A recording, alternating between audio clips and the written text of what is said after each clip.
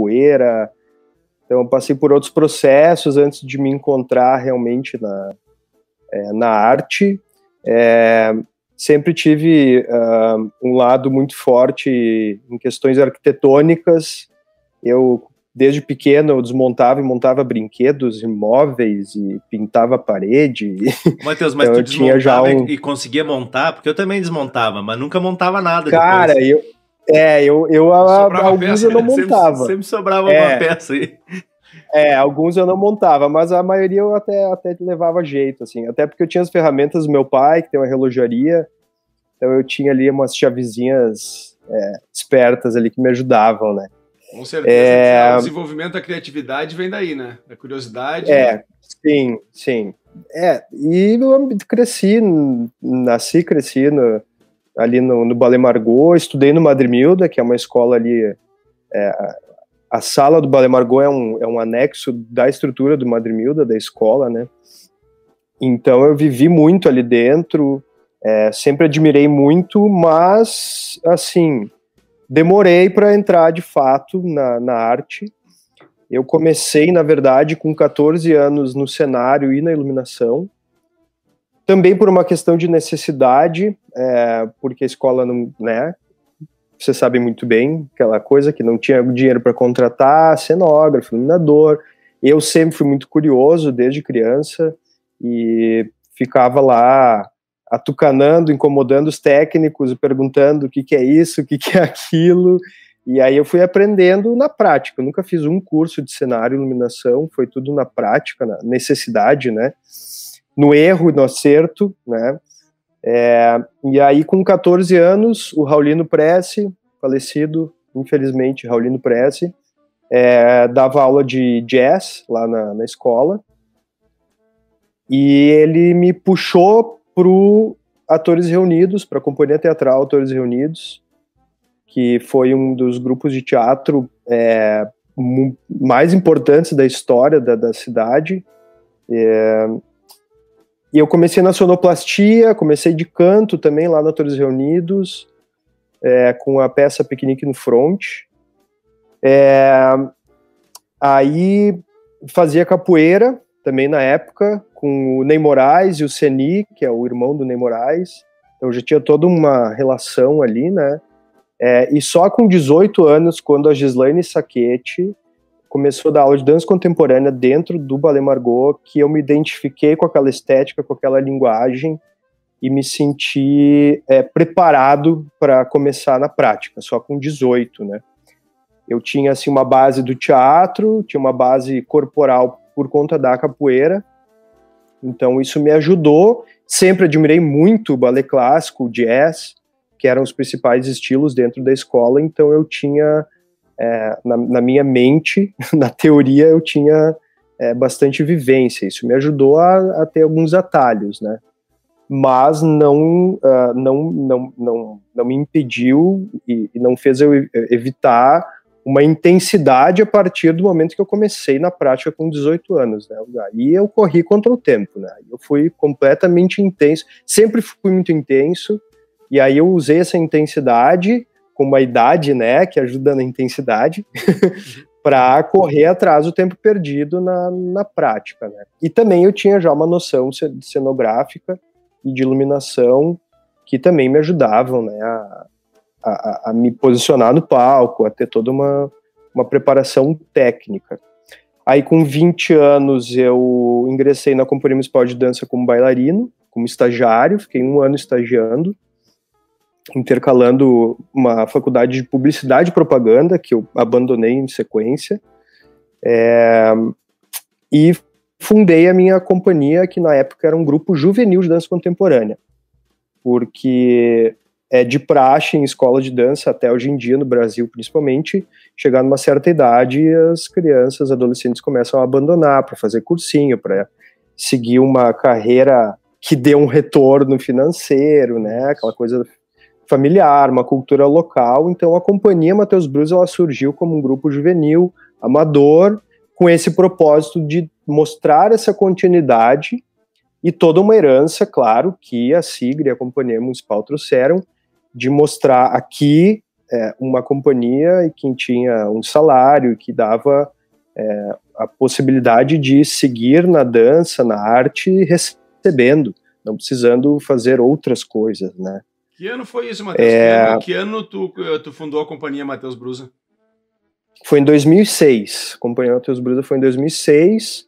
Ali por 2008 a gente já ganhou um prêmio Funarte, então eu já tive que dar mais uma intensidade, uma acelerada no processo profissionalizante do elenco da companhia, e aí a gente foi profissionalizando, né, e foi tomando um caráter mais profissional em termos estruturais, em termos financeiros, em termos de retorno para os bailarinos, e assim, sendo sempre um anexo do Ballet Margot, né, porque obviamente sem essa estrutura não teria essa possibilidade, né, então tiveram coisas que ajudaram, facilitaram, mas a gente sabe muito bem como artista brasileiro que mesmo com as coisas que facilitam, a gente continua tendo que ralar muito por outros fatores, né? E tinha um período, a gente pegou um período muito bom, político, nacional, que ajudava muito, né? E municipal também, né? Ali nesse período se criou a Secretaria de Cultura, a Companhia Municipal.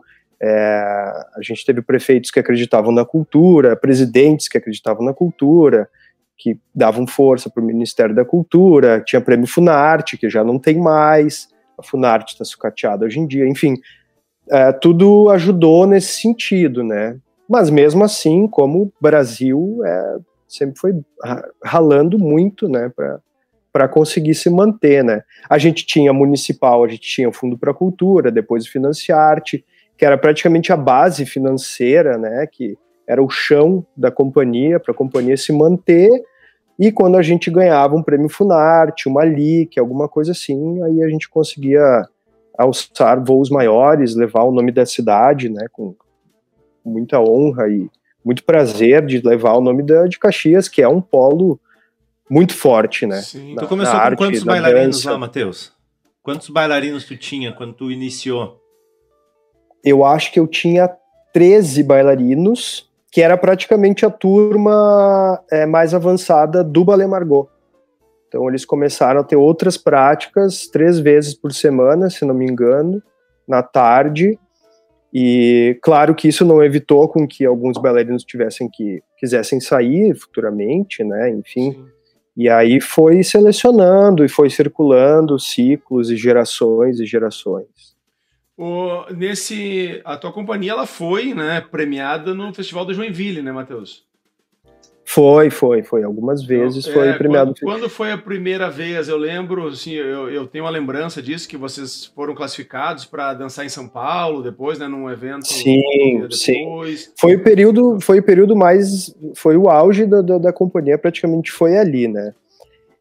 O que acontece? A companhia, porque assim, em festivais, você sabe muito bem que normalmente são escolas que participam, né, não companhias. Então a companhia ela ficou variando nesses ambientes, né? A gente ganhou um Funarte em 2008, que é um dos maiores prêmios, é o maior prêmio da época, era o maior prêmio em termos financeiros também, né, nacional. Então a gente abandonou um pouco o ambiente de festival, viveu esse momento, né, com a Funarte, dançou na Bahia, começou a sair de Caxias. Eu fui selecionado no Itaú Cultural também, fui para Teresina, fui para São Paulo. Aí voltamos. Em Joinville, eu participo desde 2006. Foi a primeira vez que eu dancei lá. Com a companhia em 2006, quando foi fundada a companhia, então. Primeiro ano já... Isso, exatamente. Às vezes era pela companhia, às vezes era pelo Ballet Margot, né? E aí eu comecei a ganhar segundo lugar, terceiro lugar, e isso foi até 2011.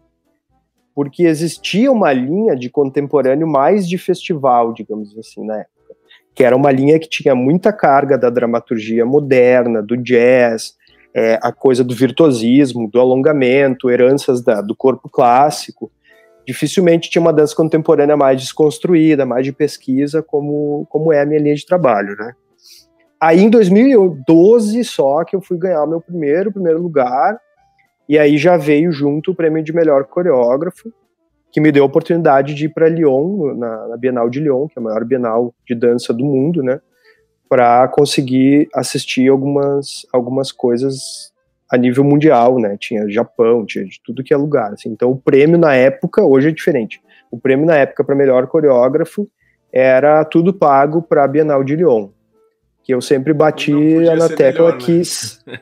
Exatamente. Eu sempre bati na tecla que eu quero sair do Brasil, preciso ver coisas, mas eu quero ir a partir do meu trabalho. Então eu ralei muito para isso acontecer e consegui chegar nisso, né? Aí em 2013 eu fui indicado de novo e a minha bailarina também foi, a Natália Colombo também foi indicada com um solo meu. E na época, a curadoria do festival resolveu inverter um pouco os prêmios especiais, porque normalmente para coreógrafo era para contemporâneo, porque a dança contemporânea ela tem muita carga da questão da composição, da pesquisa, e para bailarina era sempre a bailarina clássica, normalmente. E aí, que tem muita questão virtuosística, técnica, né? E na época eles resolveram inverter a lógica, né? A Sigrid Nora, inclusive aqui de Caxias, era uma das curadoras do evento. Ela, Cecília Kersh e não lembro dos outros dois. E aí eles inverteram, eles deram um prêmio de bailarina para a bailarina de dança contemporânea, que foi a Natália Colombo, que foi a bailarina mais nova que ganhou de melhor bailarina no Festival de Joinville, ela tinha 13 anos. E o melhor coreógrafo foi o Binho Pacheco, que era um coreógrafo de dança clássica de uma escola de São Paulo, se não me engano. Aí em 2014, a companhia estava se estruturando muito bem, estava ganhando outros prêmios maiores, e a gente estava querendo de novo abandonar o ambiente do festival. Até por uma questão que eu acreditava mais ética, né? A gente ter toda uma estrutura, não é muito ético a gente ir lá e competir com escolas que estão ralando, a gente sabe muito bem como é que é o ambiente de escola, claro. Mas aí a gente foi convidado para a Mostra Estímulo, para a primeira Mostra Estímulo, que foi uma iniciativa muito legal do Festival de Joinville, em conjunto com o Itaú Cultural, que eu já tinha sido aprovado também. Então, juntou-se esses pensamentos artísticos, e o Itaú Cultural tem um pensamento contemporâneo artístico muito forte, para fazer a Mostra Estímulo, que era o quê? Que era uma ponte, as tais pontes que eu sempre falo que faltam no meio artístico, do amador para o profissional, esse meio campo, né? Sim. Que era justamente dar visibilidade para os grupos que mais vinham ganhando nos últimos anos. E como a companhia vinha ganhando muito, 2012 e 2013, se eu não me engano, os únicos que ganharam o primeiro lugar na dança contemporânea foi a gente, lá no festival. Então eles nos escolheram para estar na Mostra Estímulo, que aí eu levei o Gaudério, que iniciou em Caxias com o Financiarte em 2009, que é uma pesquisa que vocês conhecem muito bem, que é baseado na cultura gaúcha. E aí então em 2014 a gente teve a Mostra Estímulo, só que no contrato da Mostra Estímulo, a gente tinha que continuar participando do festival competitivo. Foi uma forma que o festival achou de amarrar quem estava bem para deixar o nível lá em cima, né? E aí a gente ganhou 3 primeiros lugares em um dia, que para Joinville isso é uma coisa muito difícil, né? Diferente da maioria dos festivais, que tem bastante prêmio lá, menos é mais, né, para eles. Então a gente teve isso, a gente foi indicado a melhor grupo do festival, a Companhia Matheus Brusa, a gente esteve na Mostra Estímulo. Na Mostra Estímulo tinham 4 grupos e 2 eram selecionados para dançar no Ibirapuera, com tudo pago pelo Itaú Cultural, com um cachê. E a gente foi um dos grupos selecionados, nós, um grupo de São Paulo. E logo em seguida a gente ganhou uma Funarte, que a gente conseguiu montar o Centímetro, que é outra pesquisa.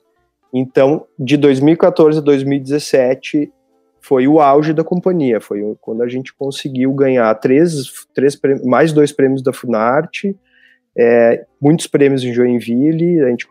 Eu comecei a ser convidado muito mais a ser jurado em festivais, em palestras, oficinas, né? Ali foi um boom, também porque o cenário político nacional e municipal ajudava, né? A gente tinha gestores que acreditavam na cultura como um dos grandes diferenciais, e diferenciar entre primeiro e terceiro mundo, né, que a gente tanto fala, assim, nossa, a Europa isso, a Europa aquilo, e na verdade, basicamente a diferença é a aposta que eles têm no esporte e na cultura, e que aqui não tem, né? Como se a gente fosse só um artigo de luxo, né? Deixa eu te perguntar um negócio, Eu sempre quis saber de ti, e muitas vezes a gente conversou e passava batido, porque às vezes que a gente conversou estava sempre pilhado, né? Sempre na função de trabalho, né? Mil. Quando tu monta o espetáculo Gaudério, a gauchada não torceu o nariz pra ti? Tu chegou a passar por alguma situação em relação a isso? Não. Quem foi é que são ambientes diferentes. Eu gostaria muito de ter colocado o Gaudério num Enarte, por exemplo, né? Num festival... É Enarte, né? Eu acho que é Enarte. Enarte, é. É que o Enarte é um outro de dança contemporânea lá de Ipatinga, de Minas. Eu gostaria muito de ter colocado, sabe? Justamente para escutar. Quando a gente lançou o Gaudério em 2010, teve um bate-papo depois da estreia. E eu convidei algumas pessoas da cultura gaúcha. Mas poucas pessoas foram. As que foram gostaram muito, elogiaram muito. Porque justamente um dos pilares da pesquisa do Gaudério é repaginar algumas coisas engessadas da cultura gaúcha e que não condizem mais com a vida contemporânea, né? É fato, não tem como negar isso. Tanto que eu botei mulheres dançando chula, né? Aquela coisa que na época ainda era mais... Dos caras do CTG. Exatamente. E aí eu peguei, na época era o Anderson Gaita, que tocava gaita, e o Lázaro, que sempre, até hoje em dia é o diretor musical da companhia, né? Então eles trouxeram toda essa carga, e assim, hoje em dia quem toca é o Rafa Deboni, né? A gaita no espetáculo. Mas assim, eu nunca tive uma crítica, né, no sentido de tu tá... Negativa. Assim, pelo menos não vieram me falar. Não provavelmente alguém pensou. Sim. Provavelmente alguém pensou, sabe? E isso não é só em relação ao Gaudério, em relação ao meu trabalho, principalmente em festival de dança. Que eu já escutei, teu trabalho é muito contemporâneo, é muito desconstruído, não é para festival. Existe o contemporâneo de festival. Só que quando eu escuto isso, me incentiva mais a ir e tentar romper esses paradigmas, porque sem isso a gente não evolui, né? Nem como arte, nem como sociedade. E a arte reflete na sociedade e vice-versa. Então, assim, quem veio falar comigo elogiou muito, assim. A gente fez uma circulação pela Funarte com o Gaudério, a gente foi para Juazeiro do Norte, Fortaleza, Salvador, Ipatinga, Belo Horizonte e uma cidade agora que eu esqueci, Paracuru, lá no Ceará. E gaúcho gaúcho é uma praga, né? Tem tudo que é lugar. Tinha sempre um gaúcho. Sim. E assim, nesses ambientes foi mais legal ainda, porque a partir da leitura que a gente fez no Gaudério, tanto estética quanto sonora, quanto de movimento, esse público gaúcho, que estava fora do seu ambiente, mas que tinha nascido aqui, vinha emocionado falar com a gente, dizendo, eu me senti no sul, me deu saudade da minha terra. Até porque no Gaudério, a gente tenta atingir todos os sentidos, né? Na entrada, a gente oferecia pinhão e chimarrão, 40 e tantos graus, tinha pinhão e chimarrão na entrada. Aí a galera eu lembro que teve um em Salvador que adorou pinhão, não conhecia, o cara encheu a camiseta dele para entrar no teatro comendo pinhão. E tomando chimarrão, aí aquela coisa, né? Dá o golinho, já quer passar, né? Aquelas regras que azar, faz parte. E aí, o cheiro do teatro também ficava com pinhão, né? Cheiro de pinhão, porque um dos instrumentos é fazer o pinhão na chapa, que gera aquela sonoridade, né? Que legal. Então, isso faz todo o ambiente, né? Então, e a gente sabe muito bem que o olfato é o sentido que mais remota a memória, né? A nossa memória afetiva, principalmente. Então, foi muito legal nesse sentido, assim. Mas, com certeza, teve alguém que torceu o nariz, não veio me falar, assim como tem gente que torce o nariz quando vê meu trabalho, porque é muito desconstruído, como se eu quisesse desconfigurar a dança de alguma forma, tirar a técnica como um dos pilares principais, a técnica estipulada desde um corpo clássico, né, porque As pesquisas que eu prezo colocar em prática, elas desenvolvem praticamente uma técnica específica para cada pesquisa, né? Então, ainda existe uma falta de valorização, um olhar que não valoriza tão bem ainda essas técnicas próprias para cada pesquisa e que não precisam ser reféns de uma técnica clássica.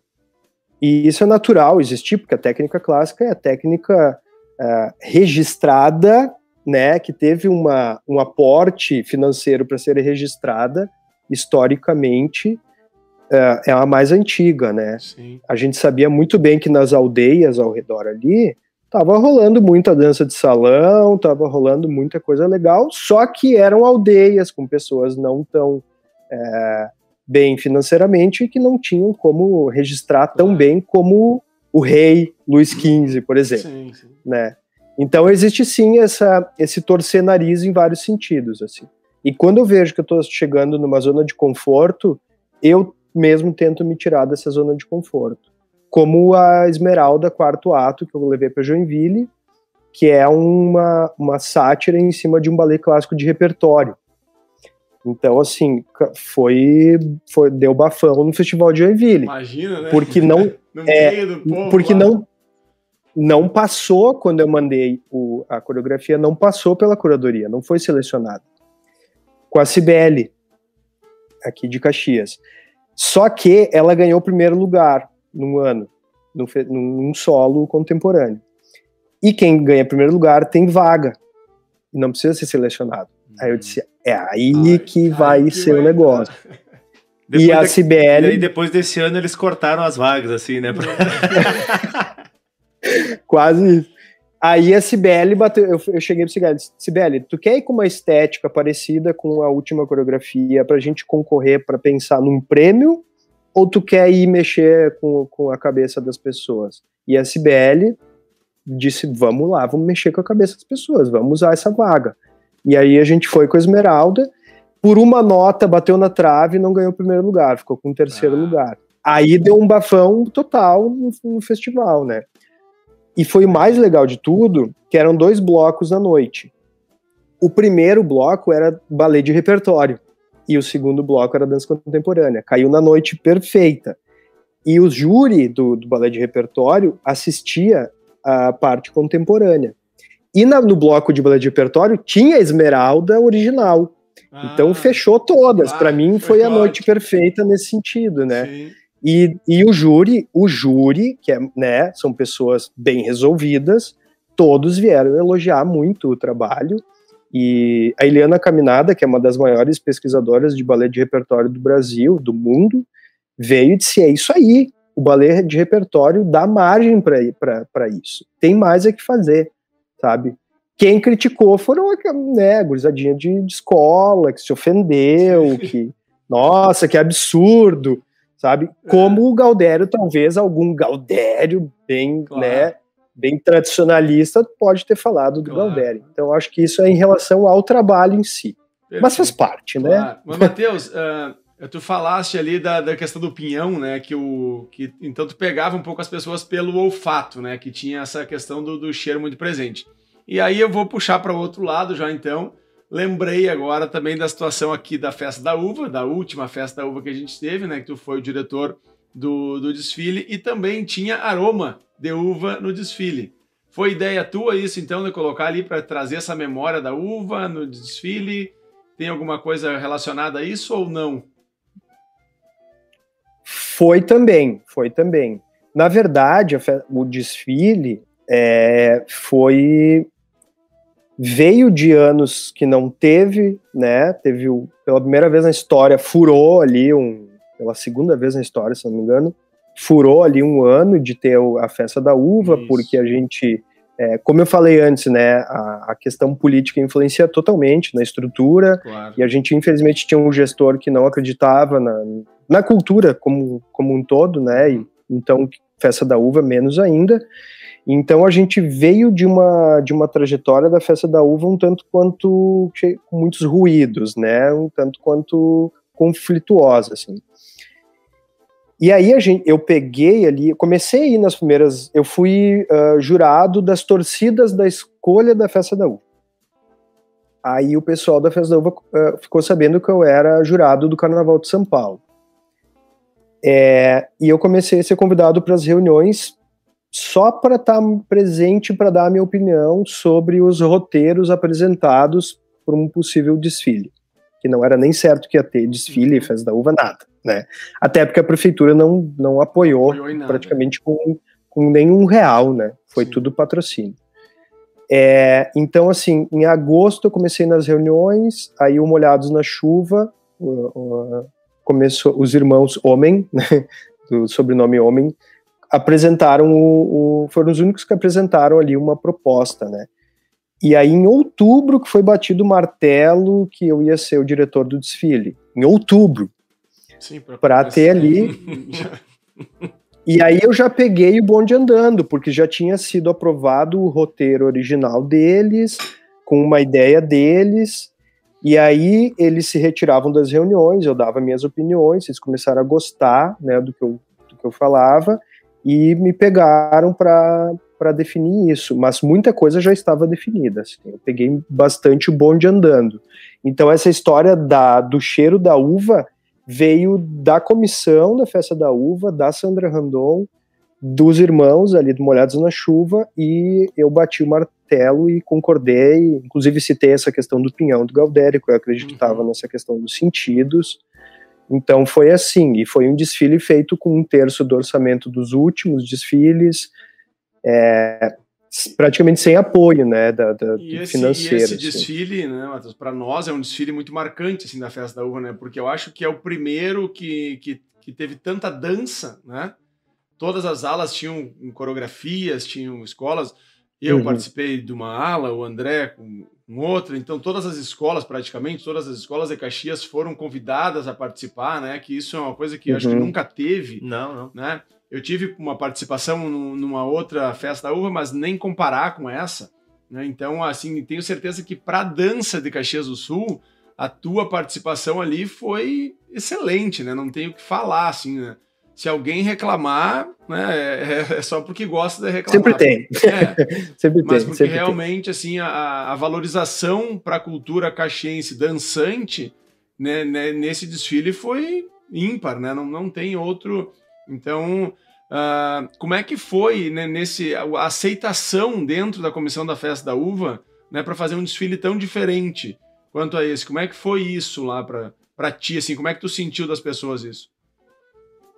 Então, quando me foi feito o convite, dentre algumas coisas, mas a principal dela foi eu preciso ter carta branca para valorizar o artista local, também financeiramente, porque eu mesmo já estive e já vi a minha mãe, por exemplo, participar de muitos e muitos desfiles sem ganhar R$1. Porque é uma festa comunitária, porque é pela cidade.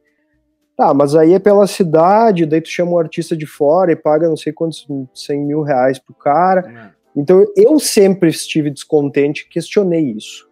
Então, o meu pré-requisito para aceitar foi: vou ter carta branca para valorizar o artista local, e a comissão foi muito, muito legal em relação a isso. Só tenho elogios a Sandra Randon, porque ela concordou comigo e peitou essa história, sabe? Bateu no peito e disse: vamos fazer isso sim. Tanto que a gente abriu mão de ter mais estrutura de iluminação, de arquibancada, que eu gostaria de ter um pouco, daí eles quiseram fazer uma coisa mais antiga, a Sandra quis trazer o trator de novo, teve toda uma questão assim, muita coisa foi definida acima de mim, né? Eu não tinha como mudar. Então, nesse sentido, foi completamente o Guilherme, que foi o produtor que esteve ao meu lado, eu esqueci o nome da produtora que assumiu a Festa da Uva, enfim, mas era uma produtora que fazia o Rock in Rio, né? Que foram eles que aceitaram o desafio também, né? Sim, tem críticas. Né? Fizeram uma propaganda da abertura lá. Isso. Na verdade, assim, podia ser só a gente de Caxias? Podia, mas eles aceitaram um desafio muito grande, né? Eles quiseram repaginar a Festa da Uva em vários sentidos em modernizar.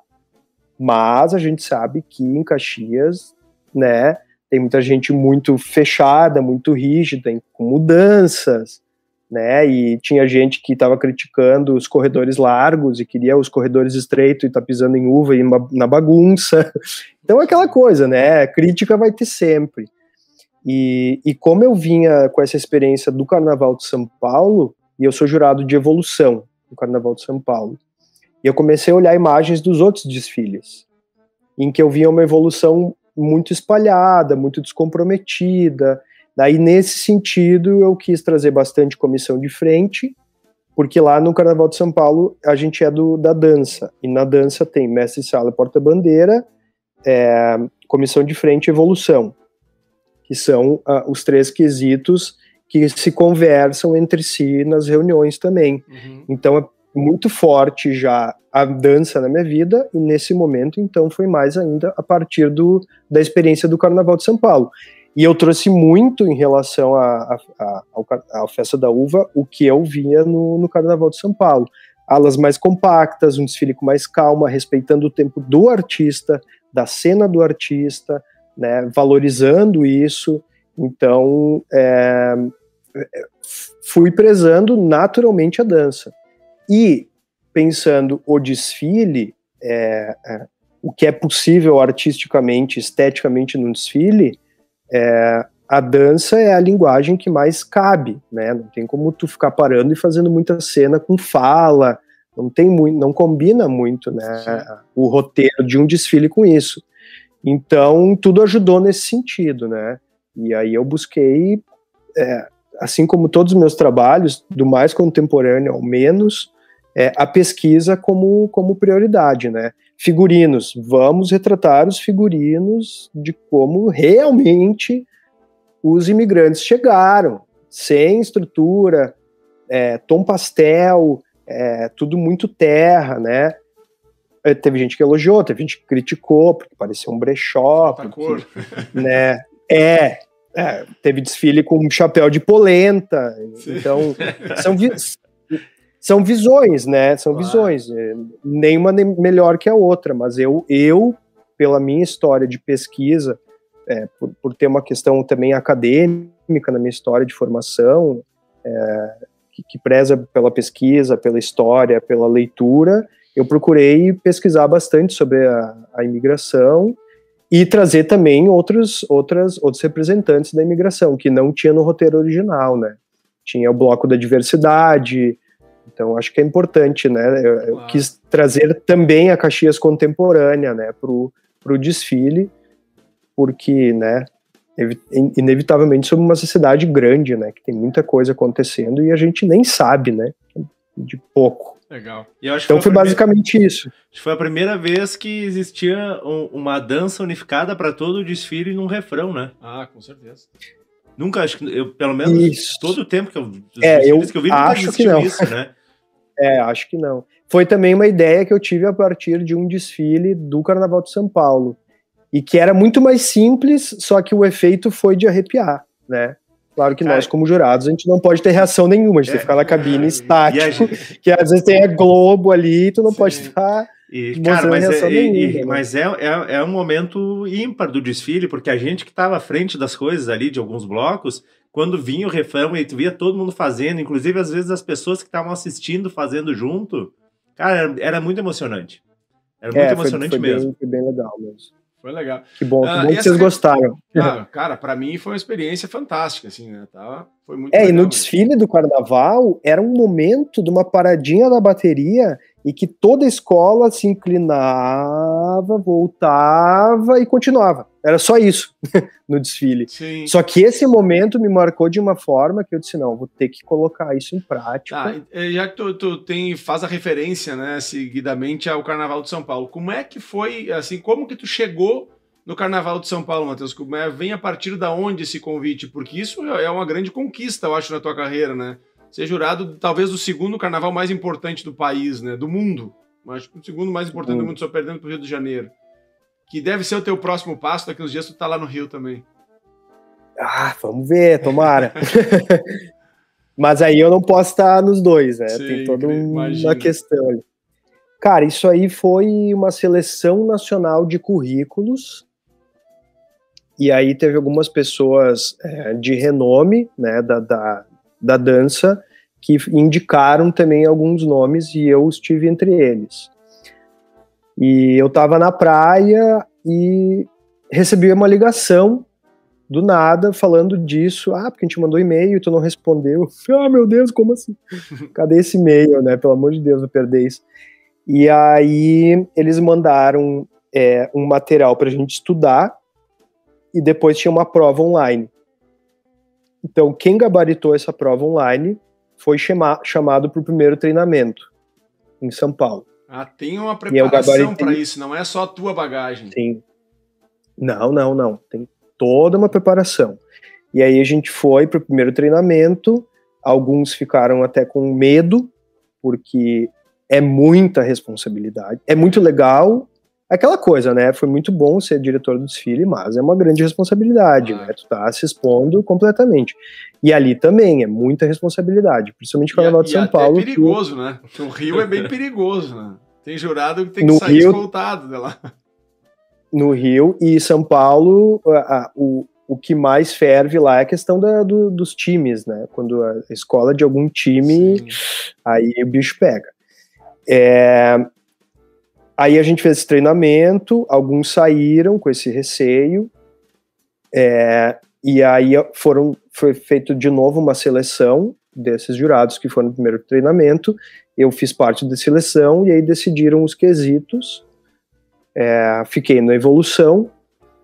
Aí eles pegaram quem tinha bastante experiência com escolas de dança, com grandes elencos, né, para trabalhar a evolução. E depois a gente voltou e teve treinamento em hotel, assim, de ficar uma semana sem tendo contato com quase ninguém, é quase um Big Brother. Aí os treinamentos eram antes do carnaval, na semana do carnaval, os treinamentos eram de madrugada, pra gente já trocar o reloginho, né, porque a gente chega na avenida às 7 da noite e sai às 7 da manhã. A gente fica trancado, literalmente, com segurança na porta, numa cabine, e entra lanche, sai lanche, a gente não tem contato com ninguém. Tem toda uma questão das cédulas que a gente tem que assinar, colocar os adesivos certos, é bastante pressão nesse sentido. Principalmente depois daqueles episódios de alguns anos atrás, da galera que subiu lá e rasgou, todo mundo conhece essas histórias. Né? E a partir disso que mudou, porque antes de eu entrar lá, era o chefe do quesito que chamava alguns jurados, e muitas vezes era ali de São Paulo. Uhum. E a Liga das Escolas de São Paulo está completamente de parabéns nesse sentido, porque eles estão tentando ter um processo mais imparcial possível. Mais profissional. Não tem ninguém de São Paulo, o mais próximo é do interior de São Paulo, jurado, e a gente tem um manual do julgador, e tu tem que seguir exatamente o que está no manual. Não é um julgamento subjetivo. Uhum. Tu não pode usar palavras, não pode usar adjetivo. Não pode ser gostei, completamente. Não, completamente pragmático. E outra, tem o VAR, né, deles, que a gente brinca que tem o VAR, porque cada torre de julgamento tem a câmera gravando tudo. E quando, por exemplo, na evolução, buraco entre a ala tal e a ala tal no tempo X. E depois, a Liga da Escola de Samba vai lá e confere se realmente foi certo isso que fez. Se teve esse buraco. Então, é completamente profissional nesse sentido, assim. E tanto que a propaganda do Carnaval de São Paulo é rumo ao maior carnaval do Brasil. E esse é um dos pilares deles, de ter essa questão do julgamento mais imparcial, né? Possível. Porque, querendo ou não, a tua nota tá ali entrando na fila e decidindo quem vai ganhar 4 milhões, por exemplo. Então, a pressão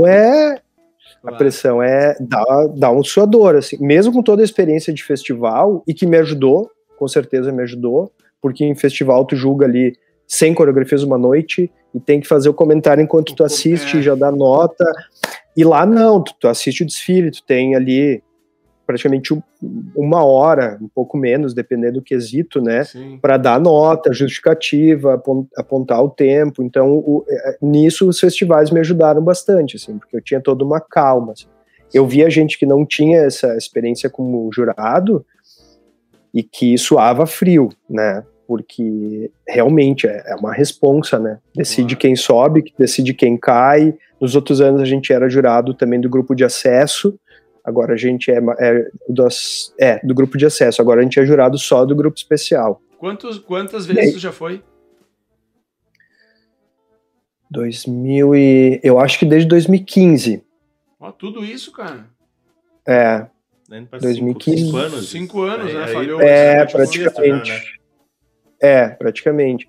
E aí tem outra coisa que é super imparcial no sentido, porque são 5 ou 6 jurados de cada quesito, e só 4 que sobem nas torres na hora do desfile. Quando tu vai para a avenida, tu sabe se tu vai ser suplente ou titular. Eles fazem um sorteio em cima do laço, tudo para evitar falar com alguém que vai ser, que não vai ser, tudo para evitar qualquer ruído, né? Então, o primeiro ano eu fui suplente, que foi bem interessante, porque tu fica num camarote assistindo o desfile e começa a se inteirar com aquilo, o ambiente, ver o que deu certo, o que não deu certo. Aí, os outros 2 anos eu fui jurado e no último ano eu fui suplente de novo. Mas então, aí todo desfile tu é suplente? Todo desfile tu é suplente. As 2 noites. As 2 noites é suplente e aí tu fica de prontidão. Eu fui o primeiro suplente, se não me engano, as 2 vezes. Então, se dá algum problema algum jurado, que já aconteceu, de jurado passar mal, que é muito tempo, né? É muito tempo, é muita atenção ali. Evolução é muito difícil de julgar, porque não tem descanso, né? Tu tem 10 minutos, 15 entre uma escola e outra e já tem que estar atento. E esse treinamento que tu teve, foi no primeiro ano ou todo ano tem o treinamento novo? O primeiro ano foi mais intenso. A gente teve bastante porque ninguém tinha sido jurado de carnaval até então, né? Eram pessoas com currículos bons que estavam lá. Foi o ano que deu essa virada, que eles trouxeram gente de fora. Até então não tinha isso.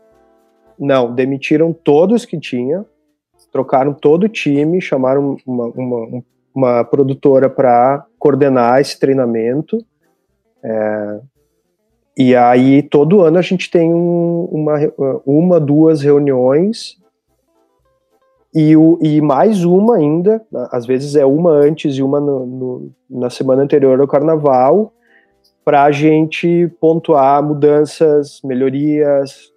A Liga escuta bastante os jurados, é bem interessante nesse sentido, sabe? Eles estão ali com uma cultura, com experiência, né, muita experiência. Tem gente da Liga que está ali desde o início do Carnaval de São Paulo, quase, e muito abertos a escutar os jurados, a melhorias em relação ao julgamento. Assim. Então, tem falhas que saem, tem falhas que mudam, às vezes muda o peso da nota, o quanto desconta, a quantidade de falhas para tu tirar nota, muitas vezes muda. Então é bem interessante, assim, o tratamento deles com a gente é muito, muito legal, assim, de total respeito. Que legal. Cara, é bom saber essas histórias do bastidor do negócio ali, porque eu não fazia a menor ideia de como funcionava isso. Muito interessante. Tenho certeza que muita gente vai gostar de ouvir esse nosso papo legal. Aqui, que tá bem curioso, assim, né? Tá bem interessante isso aí. Legal. Matheus, assim, eu pessoalmente, né, te conheço há bastante tempo, eu tô em Caxias desde 2005, eu acho que eu tive contato contigo, foi mais pra frente um pouco, acho que quando eu fiz parte da CASF, que joguei alguns projetos teus lá também, e desde ali eu te admiro bastante como profissional, né, do profissional que tu é. Mas assim, trabalhar juntos, a gente teve uma oportunidade que foi no espetáculo que a gente organizou e tu foi iluminador, né, do espetáculo. Né? E até eu brinco com a Rê, né, assim, se é para fazer espetáculo sem Matheus eu não faço mais, porque a total diferença assim, na iluminação é absurda, né, assim, do teu trabalho. Legal. E tu gosta bastante dessa parte da iluminação? Tu gosta? O que mais te encanta? Iluminador, produtor? O Matheus tu é praticamente o Bombril, né? Mil e uma utilidades aí na dança, né? No meio da arte, né? Praticamente. Praticamente. E muito veio da necessidade, né? Muito veio da necessidade e com o tempo tu vai tomando gosto, né? Não tem como não, né? Que não dá pra fazer o que a gente não curte. Cara, eu gosto muito da área do movimento, coreografar, assim, ao lado da iluminação, acho que coreografar são os meus xodós, assim. Gosto muito de iluminação.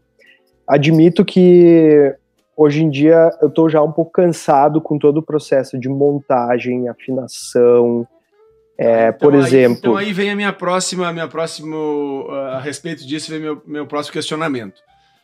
Eu sinto muita falta, tá, em Caxias, pelo menos que é aqui que a gente vive, de ter aonde aprender a fazer isso.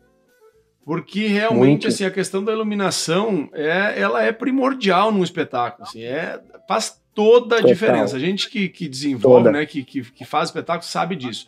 E eu, por exemplo, eu gostaria muito de fazer um curso contigo de iluminação. Tu já pensou em criar um curso e vender um curso para iluminador, para aprender a fazer iluminação, afinar, criar iluminação, da onde vem a luz, da onde que favorece o público, olhar se é a luz lateral, se é de trás, se é da frente. E tem uma diferença, né, em relação, que eu entendo que o Matheus tem, porque assim, tem gente que, por exemplo, lida com luz, teatro, mas não tem a vivência da dança.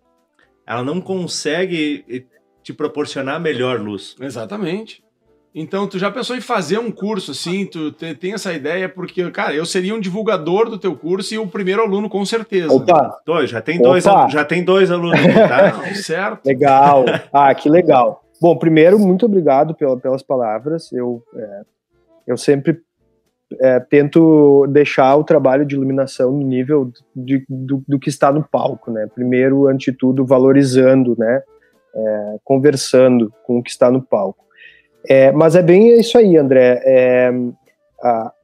A dança, porque a gente trabalha muito com a estética sem a fala, então a gente depende muito daquele recorte, né? Então, realmente a iluminação na dança, muitas vezes ela é mais minuciosa, né? Ela é mais pensada, porque a luz ela não só mostra, ela esconde, né? Também. Então ela tem essa magia. Uhum.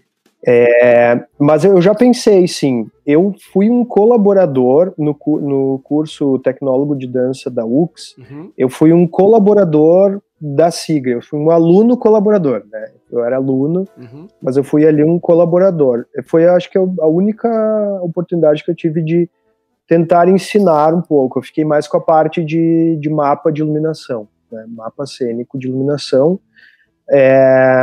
Porque a Sigrid ainda faz no papel, né? Ela tem muito isso ainda, coisa do papel, e ela queria que eu trouxesse mais o software, que faz o plano de luz e tal. Mas eu gostaria sim. Mas também a pandemia deu um cansaço em vários sentidos, em todos nós, né? E como eu falei, não é assim... o momento de tu estruturar esse curso aí e até porque hoje em dia a gente tem até a possibilidade de um teatro livre para fazer um curso assim, né? Porque não está tendo espetáculos, teria possibilidade de acesso a alguns teatros, né? Para mostrar, para fazer. Na prática, né? Na prática, E talvez não no espetáculo, mas levar os alunos lá para dentro do teatro e dizer, somos nós aqui dentro, né? É só a gente. Né? Cara, pensa aí que eu acho que tem público, hein? Gostei da provocação, gostei. Eu preciso disso também. Aquela aula da UX... Então eu vou dizer assim, eu acho que tu não consegue, tá? Agora eu vou fazer. É? Agora tu vai na UX a gente teve isso, assim, a gente foi pro teatro e claro, né, a maioria dos alunos não tinha experiência em iluminação, então foram coisas, assim, bem básicas, mas que são completamente importantes, né, da função de cada refletor, assim. Eu sempre que eu trabalho com o elenco, principalmente, por exemplo, a Companhia Municipal de Dança, eu tenho muito pensamento, a cultura de pensar que tudo é diferente se o elenco daquela companhia profissional, claro, tá ali ajudando a preparar o terreno. É um ritual, né? Então, assim, eu gosto de passar um pouco desse conhecimento mais nesses momentos, assim, sabe? Informalmente, eu tenho um pouco me satisfaz, sabe? Dar esses toques, assim. Eu ensinava a galera a afinar, que era cada refletor, para que servia. Então, e eu gosto muito, e eu venho fazendo isso desde lá de 2006, com a galera lá, adolescentes, ensinando as coisas, assim. Então, um pouco eu espalhei esse conhecimento, mas informal mesmo, assim. Mas eu gostei da ideia. Gostei da ideia. Tá aí. E a cenografia é uma coisa que eu gosto bastante também. A questão da construção. Gosto de trabalhar com madeira. Como eu falei, desde criança eu desmontava os móveis do quarto e montava de outro jeito, trocava de lugar. Então eu sempre gostei disso, assim. Hoje em dia eu moro aqui num terreno que tem um espaço considerável fora, então eu tô fazendo meu quiosque, eu tô fazendo algumas coisas ali fora, comecei a trabalhar com concreto, né? Eu gosto de botar a mão na massa. Rodrigo Hilbert. Só falta dinheiro e beleza, né?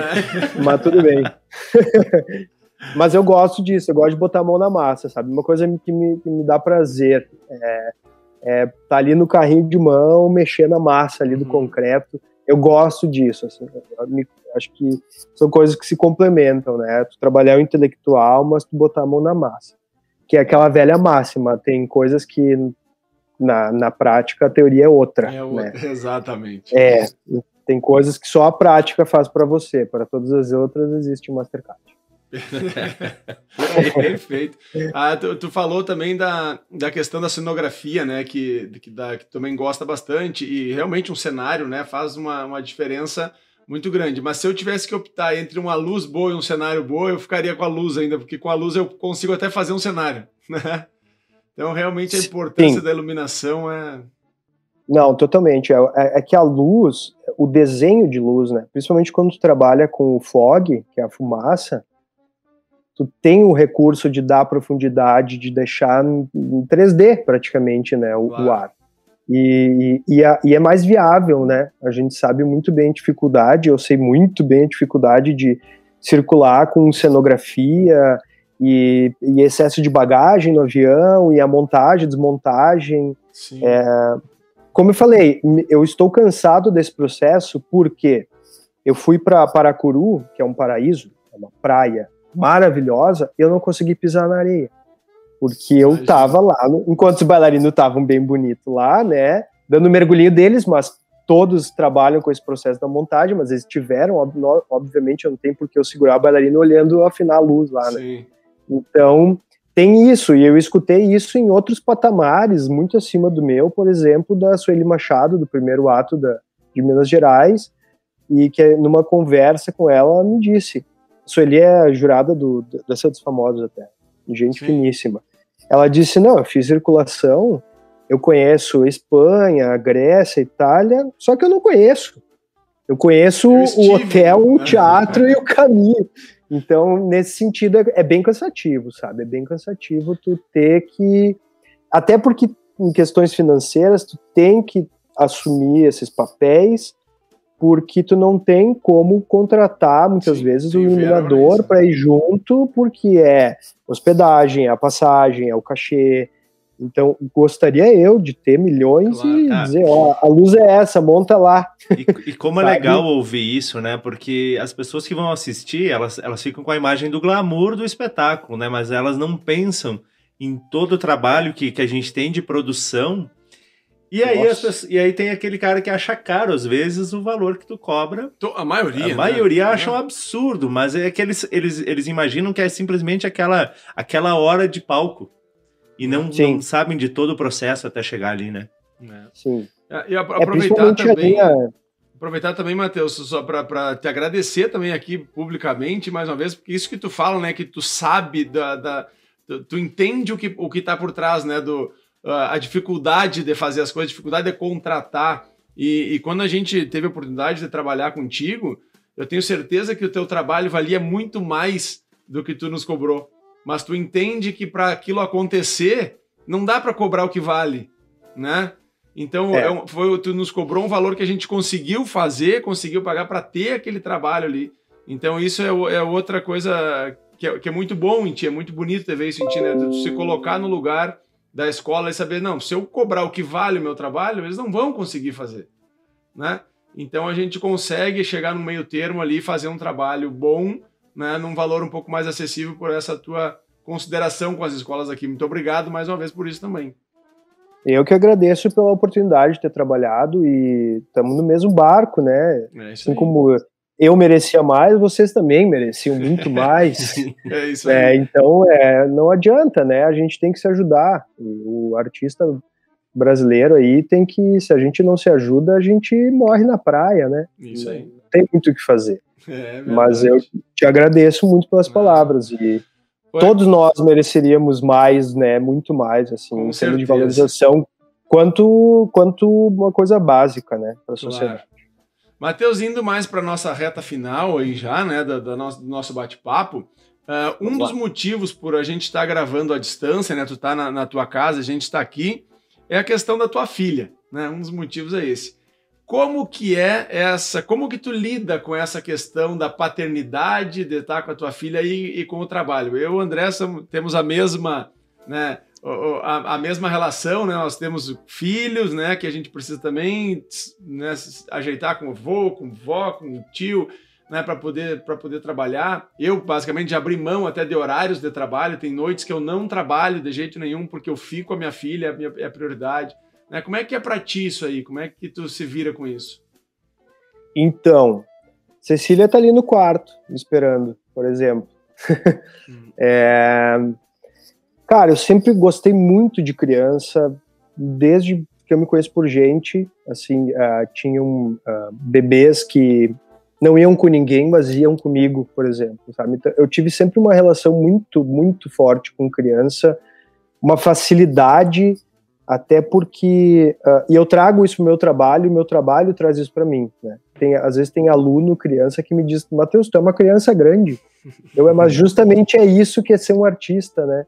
Por isso que eu tenho essa criatividade que as pessoas falam, porque eu me permito brincar, né? A gente saber jogar e brincar com as peças que a gente tem, principalmente no Brasil, né? Com o que a gente tem, que não tem como ter mais, estimula a criatividade, né? E sempre quis ter uma filha, né?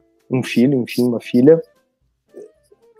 Depois dela nascer, eu tive ali períodos intensos, principalmente na época de Festa da Uva, que era Festa da Uva, Companhia Municipal de Dança, Escola Preparatória, Núcleo Artístico Ballet Margot e Companhia Matheus Brusa.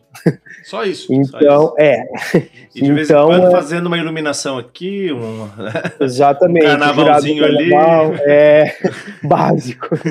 Então eu tive muito apoio da minha irmã, né? Claro, fora a mãe, né? Nós somos separados, mas muito apoio da minha irmã para poder, né? Cumprir os papéis e aceitar os convites, né? A gente passa tanto tempo lutando para ter espaços e quando tem, a gente muitas vezes dá uma vez só, a gente não pode largar a oportunidade. Então, teve esses períodos que eu não consegui ser tão presente um dia todo, mas sempre tentando ser presente enquanto está junto, né, ser o pai presente. Isso é muito importante, porque só a presença às vezes não é isso, né? Não adianta, olha o celular ali. Exatamente isso. Tanto que a gente comprou eu morei em apartamento a vida inteira, eu comprei um terreno para construir uma casa muito pensando nela nesse sentido, né? Ela tem a cota diária de tecnologia. Agora vai sujar a mão de terra, vai lá te ralar, andar de bicicleta. E a mãe, a Daiane, é de São José do Hortêncio, uma cidade de 6 mil habitantes. Então, ela tem muito isso também de família. É menor, né? Que Formigueiro. Formigueiro tem 7 mil. Achou, hein? Agora eu achei uma cidade menor. Então tem essa coisa já da família, né? De ter que ter isso, assim. E na pandemia, por eu estar conseguindo trabalhar online e por a minha casa ser aqui na zona rural, né, sendo urbanizada agora, eu já estava isolado, eu já estava me preparando para a pandemia. Né? E aí agora a gente bateu o martelo lá no início da pandemia, quando começou ela estava aqui, então os primeiros 40 dias ela passou aqui, até tudo assentar, a gente ver como é que está acontecendo. E como eu tenho, assim, uma trajetória que me permite ter um público que faz as minhas aulas online, né, ela fica muito mais nesse momento comigo, tanto que está ali no quarto me esperando.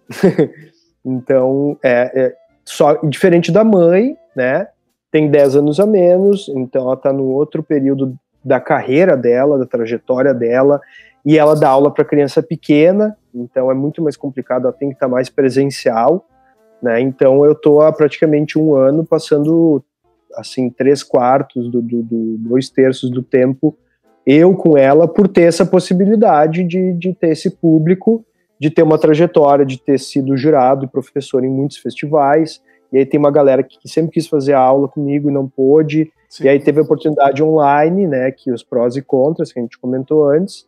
Então eu fiz os módulos de dança, que eu fazia um videodança ao final de cada módulo, então eu pude conseguir me manter, assim, minimamente, né, financeiramente, não é igual, através desses módulos.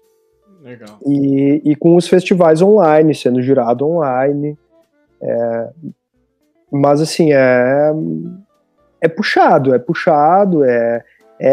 a criança ter que também ter essa maturidade já, assim, de uma hora para outra, entender, ajudar na aula online, muitas vezes não ter a grana para comprar uma coisa e construir essa coisa, né, tipo, construir uma casa da Barbie, porque não ter como comprar uma casa, e tentando usar o que tem. Como a arte faz, a arte aqui no Brasil, ela dá pra gente essa habilidade, né, da gente conseguir tirar leite de pedra, né, da gente conseguir trabalhar com o que tem, reaproveitar as coisas. Perfeito. Então, cara, eu tentei usar tudo isso, né, pra...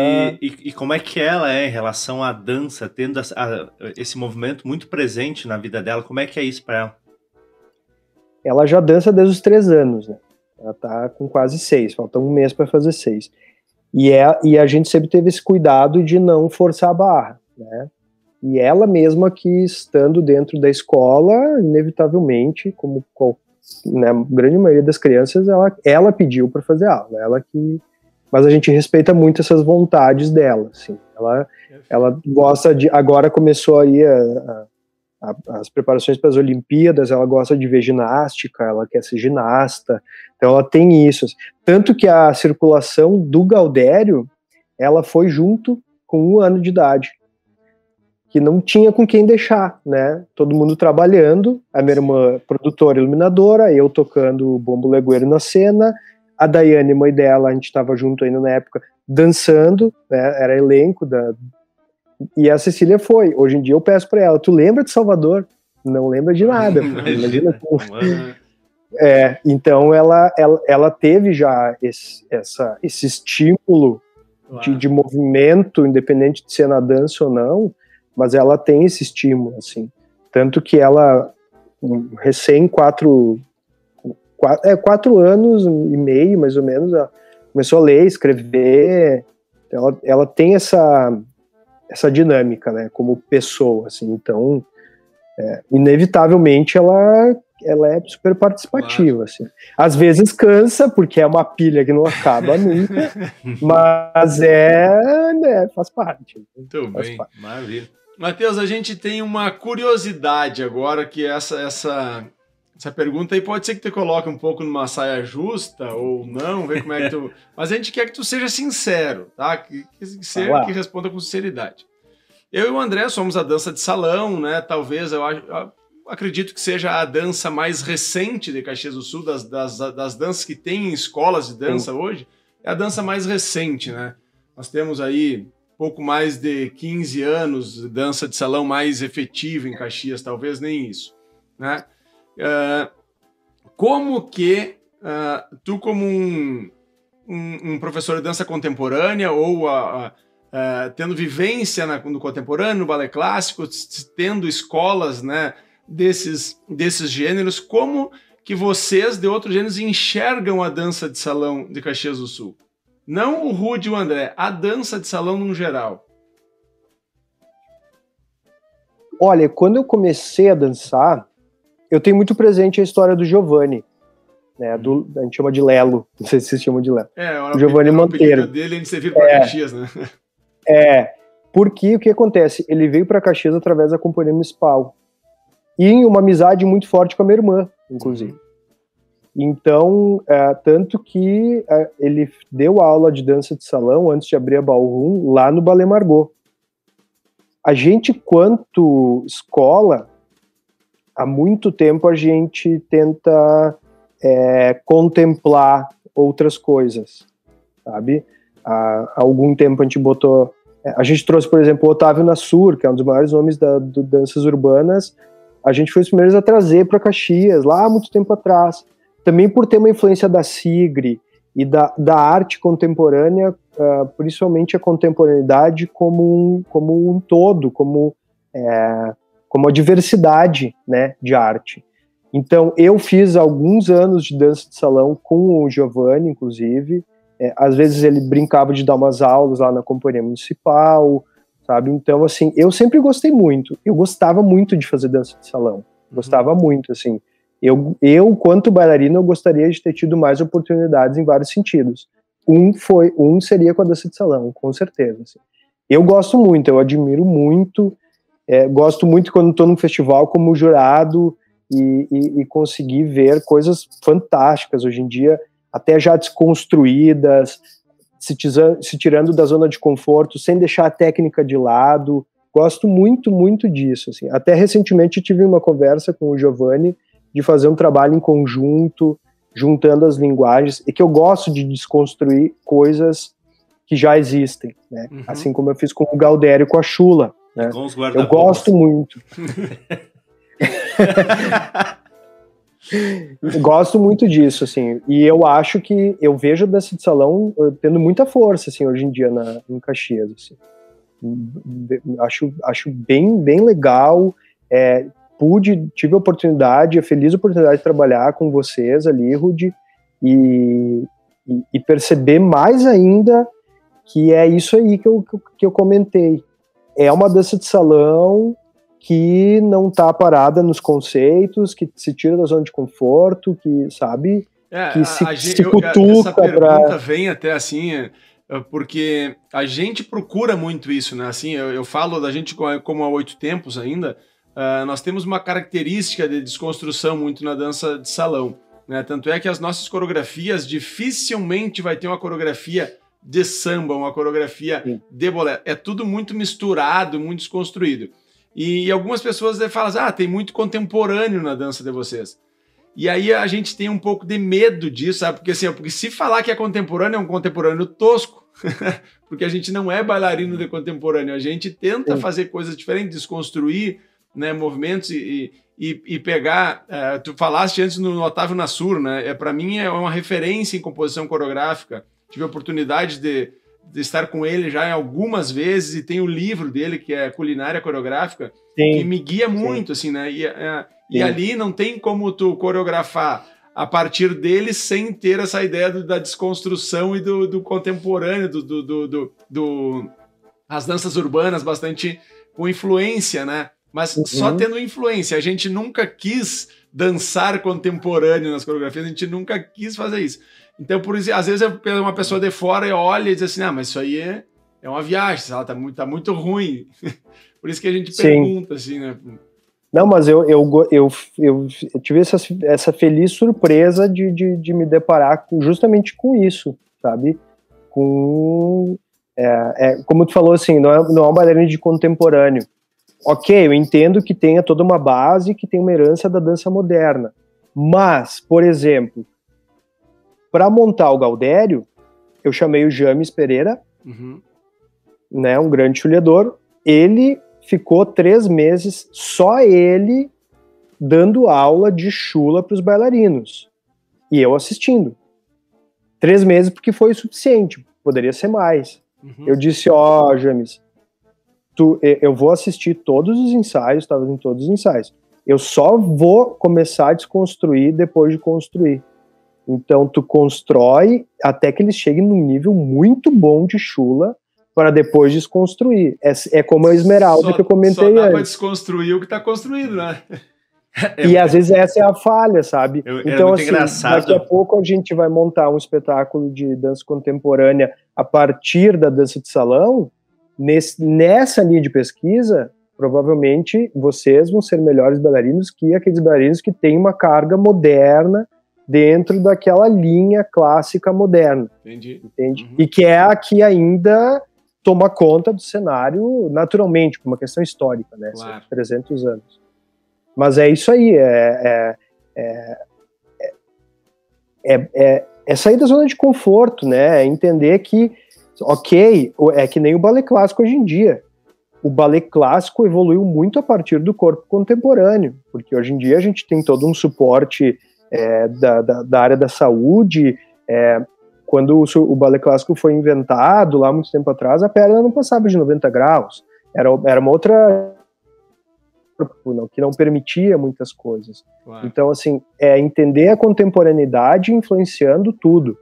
Isso aí. E também a dança de salão. Por isso que eu fico muito... A zona de conforto não é fértil, né? Exatamente. E eu gosto muito de ver os trabalhos e, assim, talvez respondendo melhor a pergunta de antes, o que mais me instiga a estar presente na arte é dirigir algo. Até porque na dança contemporânea, o coreógrafo ele é muito mais um diretor do que um coreógrafo que dá exatamente o movimento. Ele dirige o movimento. E tem muita coisa que eu enxergo e que me dá uma coceirinha para dirigir, sabe? Esses trabalhos aí, que estão tentando picando aí, Matheus. Tu deixou a bola picando aí. Eu faço curso e tu me chama. Tá, beleza. Eu dou curso de luz e tal. Mas eu gosto muito disso, sabe? Até como jurado, muitas vezes, eu acredito muito como jurado em festival, em apontar momentos do trabalho que tem um potencial de composição. Uhum. Eu não gosto muito daquela geração de jurado que é bonito, parabéns, 6. Sim. E aí, né? Que, na verdade, a gente é muito mais um